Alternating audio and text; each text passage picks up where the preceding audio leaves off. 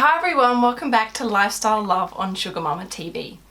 So a while ago I made a video about which was like time and efficiency tips, and I think I gave about 5 different tips as to how I run my day with 2 businesses, 2 dogs and a 2.5-year-old little boy called Rocco. And one of the tips that I gave was that I get up very early in the morning, around 5 o'clock, and I wake up naturally around 5, and I thought I should make a video to show you how I managed to lean into getting up at 5 a.m. Because I think it's been one of the most powerful things I've done for myself, and all my girlfriends that do this or have tried this have really enjoyed the benefits.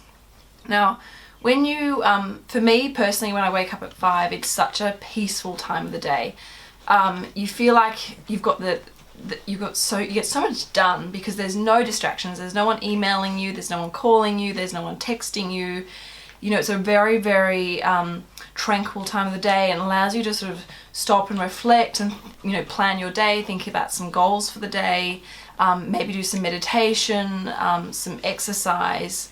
You know, even for me, sometimes I like to just, when I wake up very early in the morning, sometimes I just like to have a cuddle with these guys in bed before Rocco wakes up, or even when Rocco wakes up, bring him into bed with me and have a nice cuddle with him. It's a really beautiful time of the day, and because, you know, I can get up sometimes and do some work and get some chores done, my day is so much more productive, and because I feel more in control of that day, I tend to have a much better attitude and headspace towards handling any sort of challenges that get thrown my way during the day, and I just have a greater sense of, I guess, happiness and calmness for the day. So I highly recommend trying, you know, waking up at 5 a.m. if you can. And I have to warn you though, there is one pretty big disadvantage that comes with waking up at 5 a.m. and that is when your body is into a routine of waking up naturally at 5 a.m, sleeping in on the weekends can be challenging. I mean, for me, I don't really get an opportunity to sleep in anyway, but when I try to, or when I get that rare opportunity, it's incredibly hard for me. So even days where I potentially can sleep in, my body just still naturally wakes up at 5 a.m, which can be a little bit frustrating at times. Okay, so this is what I do, or how I leaned into waking up at 5 a.m. So initially I set my clock 15 minutes early. Now, I think I used to wake up about 6 or 6:30 before I had Rocco, and before I started doing this, because I have 2 dogs who love to go for morning walks. So I'd set my alarm clock for 15 minutes each day earlier. So I progressed back from 6:30 all the way back to 6, and it took me about a week or 2 to get there. The other thing I find really helps, particularly in winter when it's dark and cold, is I sleep with the curtains slightly open, so that when the sun comes up, the natural sunlight can help me, you know, wake up a lot more naturally.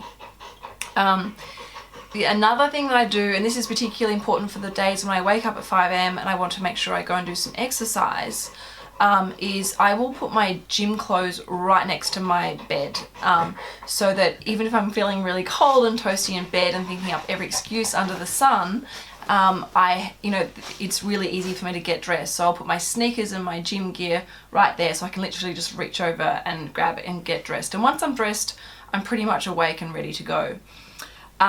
Another thing that also helps, you know, motivate you to getting out of bed at 5 a.m. is having a list of the things that you want to do that morning.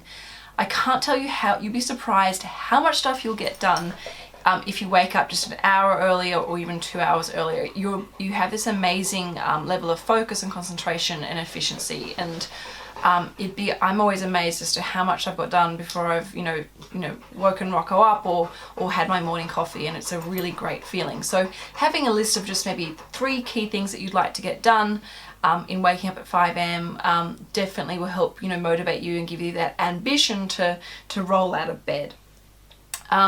The other thing is go to bed early, especially when you start doing this. I'm not gonna lie, you're going to be exhausted. And especially in the afternoon as your body adjusts to waking up so early in the morning. So as you lean into it, definitely try and consciously go to bed a little bit earlier so that you make up for that time that you lose in the morning where you'd probably sleep in a bit longer. And my final tip is to get excited about trying something new. So, you know, this journey of waking up at 5 a.m. in the morning is something to be excited about. It's something that's going to give you, I guess, I think personally, more value and more time out of your day. So, you know, get excited about trying something new. It's like, maybe a new fitness regime or a new health challenge. You know, get excited about it so that you actually want to do it, and you get excited about the benefits that you're going to feel. Because I promise you, all my girlfriends have done this and tried this, really love and value, you know, getting up early, and that saying, the early bird catches the first worm or something.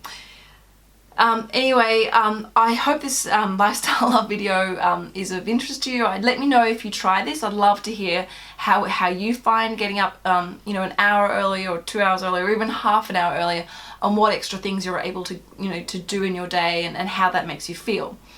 And also, if you have any other extra tips that you think might be valuable to other subscribers that, you know, would benefit them in learning how to get up earlier and make the most of the day, please feel free to put the comments and their feedback. And as always, if you have any lifestyle love video requests, please put them in the comments box below. We reply to everyone's, we try to reply to almost everybody's comments and feedback, and we love hearing from you. Don't forget to subscribe to the sugarmama.tv website, so that you can always keep up to date with what's going on. And you can also follow me for daily motivation and inspiration on my Instagram account, which is sugarmama.tv. So ciao for now, and I will see you in my next lifestyle love video next week. Ciao!